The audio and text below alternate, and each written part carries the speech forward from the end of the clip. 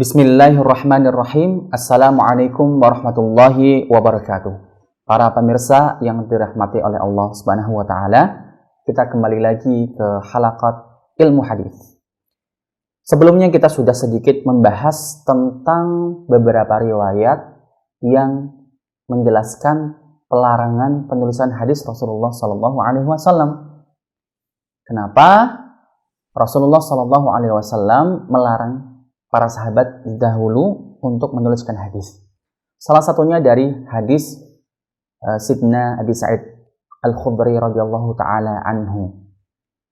Kemudian juga ada beberapa dari sahabat yang memang karihu al-kitabah, atau tidak suka atau melarang untuk dituliskannya hadis Rasulullah sallallahu alaihi wasallam. Beberapa di antara mereka seperti Sidna Abdullah bin Mas'ud radhiyallahu taala anhu, kemudian Sidna Abu Sa'id Al-Khudri radhiyallahu taala anhu, dan Sidna Abu Hurairah radhiyallahu taala anhu. Dalam sebuah riwayat yang mengatakan bahwa Sidna Abu Hurairah radhiyallahu taala anhu mengatakan la naktub wala nuktab. Artinya beliau meskipun sudah dikenal sebagai seorang sahabat yang riwayat hadisnya paling banyak, tapi beliau tidak menuliskan. Namun, apakah jika ada beberapa sahabat yang melarang penulisan hadis, apakah itu berarti penulisan hadis tidak diperbolehkan untuk ditulis sama sekali? Lantas, bagaimana kita tahu hadis-hadis Rasulullah SAW sekarang? Rupanya, setelah para sahabat atau sebagian sahabat menginginkan bahwa hadis untuk ditulis, mereka meminta izin kepada Rasulullah SAW dan kemudian diizinkan. Beberapa riwayat disebutkan seperti kisah Abu Syah Al-Yamani radhiyallahu taala anhu dan diperbolehkan oleh Rasulullah SAW. Riwayat yang lain mengatakan dari kisah Sidna Abdullah bin Amr ibn al-As radhiyallahu taala anhu, beliau salah satu dari sahabat yang semangat untuk menulis hadisnya itu sangat besar, sampai apa saja yang diucapkan oleh Rasulullah SAW beliau perhatikan dan beliau tulis. Suatu saat sebagian sahabat yang mungkin melarang penulisan hadis atau sedikit benci ya dengan ditulisnya hadis karena ada riwayat larangannya,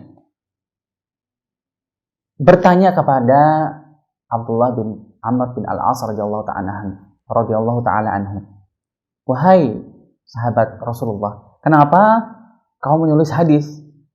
Sedikit-sedikit kau tulis, sedikit-sedikit kau catat. Kemudian Sidna Abdullah bin Amr bin al-As ini mengurungkan niatnya atau tidak menulis hadis lagi, tapi pada akhirnya beliau menyampaikannya kepada Rasulullah SAW perihal dia tidak diperbolehkan untuk menulis hadis lagi karena mungkin itu dianggap sebagai tindakan yang mengganggu Rasulullah SAW. Tapi apa jawaban dari Rasulullah SAW? Jawabannya yaitu beliau berkata, uktub, sambil mengacungkan jarinya ke mulut beliau. Ma kharaja minhu illa haq, kata Rasulullah SAW. Tidak keluar dari mulut ini kecuali kebenaran. Maka tulislah wahai Abdullah bin Amr bin al-As radhiyallahu taala anhu. Nah, itu sebagai dalil yang sangat sharih atau yang sangat jelas bahwa Rasulullah SAW telah mengizinkan untuk penulisan hadis. Kemudian